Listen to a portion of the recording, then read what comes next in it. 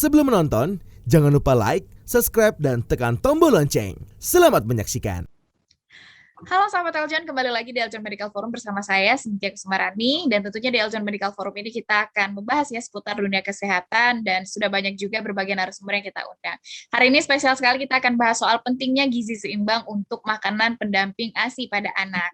Nah, nanti akan kita bahas sebenarnya gizi yang baik itu seperti apa, kemudian kandungan apa saja yang penting dalam makanan pendamping ASI pada anak ini. Di sini sudah hadir bersama saya Dr. Mareta Primari Ayu, spesialis gizi klinis. Halo, selamat siang Dr. Mareta. Halo, siang Mbak Cynthia. Oke, dokter apa kabar dok? Alhamdulillah sehat. Baik, dokter, hari ini kita akan bahas soal bagaimana pentingnya gizi seimbang untuk makanan pendamping ASI ya dokter ya. Yuk, boleh. Mungkin saya langsung saja bertanya dokter yang pertama, sebenarnya apa itu makanan pendamping ASI dokter? Kapan harus diberikan kepada anak? Silakan dokter. Oke, jadi MPASI atau singkatan dari makanan pendamping ASI, dia merupakan makanan pendamping dari ASI. Ya, itu diberikannya menurut WHO mulai usia 6 bulan. Nah, kenapa kok penting MPASI ini diberikan? Karena mulai usia 6 bulan, ASI sendiri itu sudah tidak memenuhi kebutuhan energi, kemudian ada beberapa vitamin, mineral yang tidak bisa terpenuhi dari ASI saja, sehingga butuh makanan pendamping ini tadi.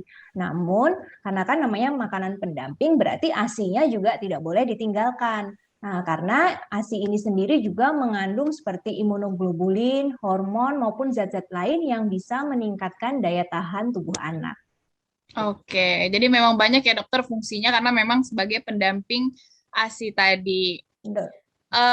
Kemudian dokter, sebenarnya bagaimana sih dokter kriteria makanan pendamping ASI ini yang harus dipenuhi untuk memenuhi gizi anak?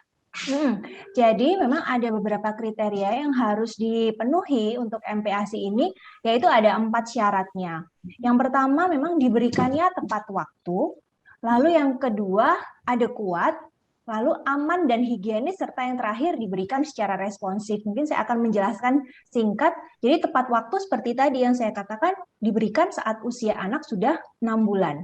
Lalu ada kuat, itu berarti memenuhi beberapa zat gizi yang itu tadi zat gizi seperti energinya, kemudian vitamin mineralnya yang melengkapi dari ASI itu sendiri.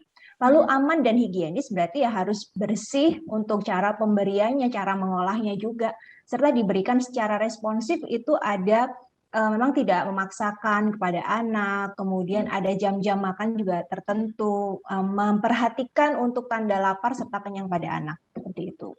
Oke. Nah, untuk jam makan ya sebaiknya di jam berapa saja, dokter? Jadi memang biasanya kalau anak yang masih usia 6 bulan berarti kan baru dikenalkan ya dengan MPASI ini, berarti bisa dimulai untuk jam makannya itu jam makan besar antara 2 sampai 3 kali makan besar. Lalu apabila diperlukan, anak-anak itu juga boleh di antara jam makan itu diberikan selingan atau cemilan, bisa 1 sampai 2 kali jika memang dirasa perlu dan anaknya sudah lapar gitu. Biasanya idealnya itu jarak antara makan besar kemudian dengan jam cemilan atau selingan, bahkan juga dengan susu atau ASI itu jaraknya 2 jam idealnya. Jadi memang tidak terlalu mepet, juga tidak terlalu lama, karena hal ini yang berfungsi untuk itu tadi, merangsang rasa lapar dan kenyang kepada anak. Oke. Jadi untuk kita mengetahui jam lapar dan jam kenyang itu seperti apa, dokter? Apakah itu kaitannya juga dengan ibu yang terbiasa memberikan jam makan setiap harinya atau seperti apa? Ya benar. Jadi biasanya ya, contohnya itu kalau waktu anak-anak sudah mulai bangun, itu bisa mulai diberikan susu terlebih dahulu, misalnya ASI. Nah, kemudian nanti itu biasanya jam 6 gitu ya. Lalu jam 8, nanti kan sudah 2 jam setelah ASI tadi, boleh langsung diberikan untuk makan besarnya gitu, sarapan, seperti itu. Lalu nanti jam 10, kadang kan anak juga kalau masih usia 6 bulan juga mau tidur, kan jam segitu bisa diberikan ASI lagi. Nanti anak bangun 2 jam makan. Jadi seperti itu, memang teratur 2 jam supaya ini itu tadi merangsang rasa lapar serta rasa kenyang Nah, kemudian kalau untuk ibu tahu itu kapan anaknya itu lapar, kayak biasanya mungkin anak sudah menangis gitu, atau juga dilihat juga jamnya, apakah sudah terlalu panjang dengan jam makan sebelumnya. Nah, kalau kenyang juga biasanya kalau anaknya masih nyusu atau netek itu kan dia akan sudah menyudahi gitu. Lalu juga di saat waktu disuapin juga kalau ternyata anak sudah makan porsinya sudah cukup dan anak sudah menolak juga bisa berarti itu anak sudah kenyang juga. Memang itu terbentuknya orang tua memang yang seperti yang mendampingi biasanya mendampingi anak itu akan lebih tahu tanda-tanda itu anak memang sudah lapar atau kenyang. Gitu. Oke, baik. Nah, kemudian dokter berkaitan dengan gizi ya dokter ya, kandungan apa saja dokter yang harus dikonsumsi oleh anak untuk makanan pendamping ASI? Oke, tadi kan itu sesuai dengan syarat yang ada kuat ya. Jadi ada zat gizi yang namanya zat gizi makro. Berarti ini harus dipenuhinya dalam jumlah yang besar.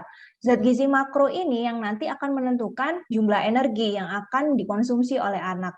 Itu berasal dari mana saja? Ada dari karbohidrat, kemudian protein, serta lemak. Nah, kemudian tadi ada zat gizi makro berarti ada yang mikro, berarti ada yang kecil. Meskipun kecil tapi penting untuk diberikan. Nah, itu dari vitamin serta mineral. Seperti itu. Oke, baik. Nah, untuk karbohidratnya nih dokter, apakah boleh diganti selain nasi dokter? Oke, jadi sumber karbohidrat itu ada banyak. Mungkin kalau orang Indonesia memang familiarnya kalau sumber karbo kan nasi ya, terutama nasi putih. Nah, kalau anak itu malah boleh kalau misalnya kita memberikan jenis makanan yang beragam gitu. Jadi biar anak itu juga ngerti rasa, kemudian kita mau tahu anak ini ada alergi atau enggak. Itu bisa digantikan dengan kentang. Kemudian bisa diberikan dengan tepung beras mungkin ya kalau untuk anak-anak yang masih baru latihan makan. Lalu ada jagung, singkong, roti, pasta atau mie itu juga termasuk sumber karbohidrat. Oke. Ini dokter, makanan pertama dokter, biasanya untuk pertama kali banget ini ibu memberikan makanan pendampingnya dokter, menu apa biasanya dokter yang supaya anaknya mau makan atau seperti apa? Jadi memang kalau untuk menu itu sih sebenarnya nggak ada yang harus masak nasi apa gitu dengan lauk apa gitu nggak. Yang penting harus memenuhi itu tadi ada sumber karbohidratnya, ada protein, ada lemaknya gitu. Kalau sayur itu sih sebenarnya sifatnya untuk tambahan saja, tidak perlu harus ada karena dia untuk mengenalkan dan dia sumbernya kan sumber serat. Takutnya anak malah justru lebih gampang kenyang kalau misalnya kita terlalu banyak memberikan serat. Jadi ya boleh kalau misalnya ibu mau berkreasi mungkin dengan apa misalnya katakan yang familiar mungkin ya kayak apa, nah bubur gitu ya, bubur kemudian ditambahkan dengan daging yang mungkin dimasak dengan soto, kuah soto seperti itu kan sudah juga lengkap. Jadi memang harus ada komponennya yang karbonya, protein serta lemaknya juga nggak boleh lupa. Oke, baik. Jadi memang harus lengkap ya dokter ya dan seimbang. Betul. Ya. Dokter, apakah boleh dokter makan makanan yang digoreng atau ditumis yang memerlukan minyak ya dokter ya? Apakah ada minyak yang baik gitu untuk makanan pendamping ASI ini? Oke, jadi memang minyak itu merupakan sumber lemak. Nah, lemak juga diperlukan sekali karena kan dia juga sumber energi yang kalorinya cukup besar dibandingkan kalau karbohidrat serta protein. Kalau misalnya mau caranya untuk menggoreng atau menumis itu boleh silahkan. Nah, minyaknya memang sih boleh sebenarnya mau minyak apa aja itu nggak apa-apa. Tapi mungkin kalau ada yang kayak minyak-minyak tertentu seperti zaitun atau canola itu sebaiknya memang tidak digunakan untuk menggoreng karena justru dengan pemanasan karena menggoreng itu struktur kimianya yang tadi ada lemak yang baik di dalam minyak itu justru akan menjadi lemak yang jelek gitu. Kalau biasanya untuk minyak yang tahan dengan pemanasan itu boleh dengan menggunakan minyak kelapa gitu. Dan tentunya karena ini MPASI jadi teksturnya juga harus mengikuti dengan usia anak gitu. Jadi kalau usianya masih 6 bulan biasanya memang dipilihnya yang seperti bubur saring, kemudian puree seperti itu. Jadi kalau misalnya mungkin yang sudah goreng itu udah mendekati dia mau ke arah makanan keluarga kali ya, itu biasanya usia 1 tahun yang bisa udah mulai dengan makanan menu keluarga. Gitu. Tapi kalau misalnya digoreng kemudian dibikin di blender gitu ya dokter ya dihancurkan seperti bubur itu boleh ya dokter ya? Boleh, nggak apa-apa. Jadi memang teksturnya aja yang terus menyesuaikan dengan anak, usia anak. Oke. Nah, selanjutnya untuk buah, dokter, ada nggak sih dokter buah yang direkomendasikan yang baik untuk makanan pendamping ASI? Kalau buah sebenarnya semua buah itu baik kok. Jadi boleh diberikan apa aja tadi, tapi tergantung dengan usia anak. Jadi kalau misalnya masih baru dikenalkan, berarti kita mulainya dengan makanan yang buahnya yang teksturnya lunak. Mungkin bisa diberikan seperti pisang, alpukat, atau buah naga. Jadi yang gampang gitu ya. Kalau nanti mungkin kalau misalnya udah agak gede gitu, berarti mungkin boleh kayak apel atau pir, tapi mungkin bisa direbus dulu seperti itu juga nggak masalah. Cuman memang sebaiknya untuk anak-anak yang di bawah 1 tahun untuk pemberian jus buah itu sebaiknya dibatasin aja. Lebih baik itu buahnya buah potong atau buah asli. Memang tapi untuk yang mungkin anak udah 9 bulan ke atas ya, kalau misalnya masih 6 bulan boleh yang seperti dikerok gitu atau di puree gitu boleh. Oke.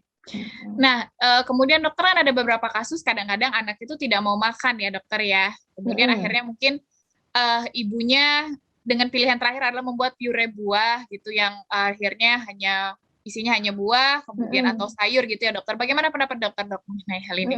Iya. Nah, jadi kalau misalnya anaknya nggak mau makan, terus habis itu hanya diberikan buah saja. Tentu buah itu merupakan sumber karbohidrat itu. Jadi dia itu minimal dari proteinnya.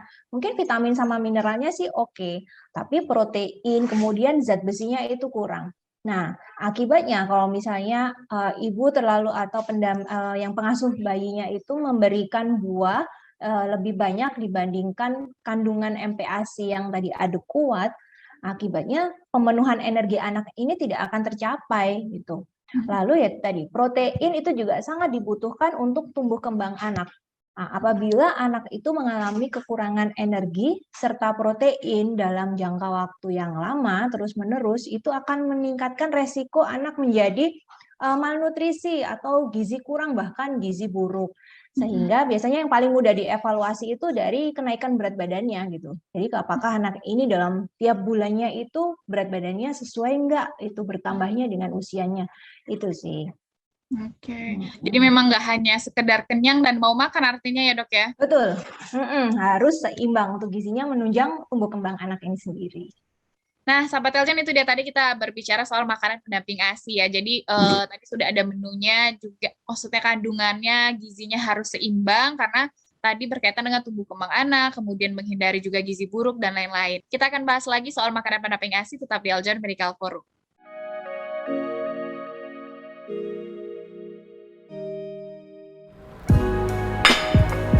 Hai, sudah nonton ya? Tapi belum lengkap rasanya kalau kalian belum like and subscribe. Dan jangan lupa ya, see you!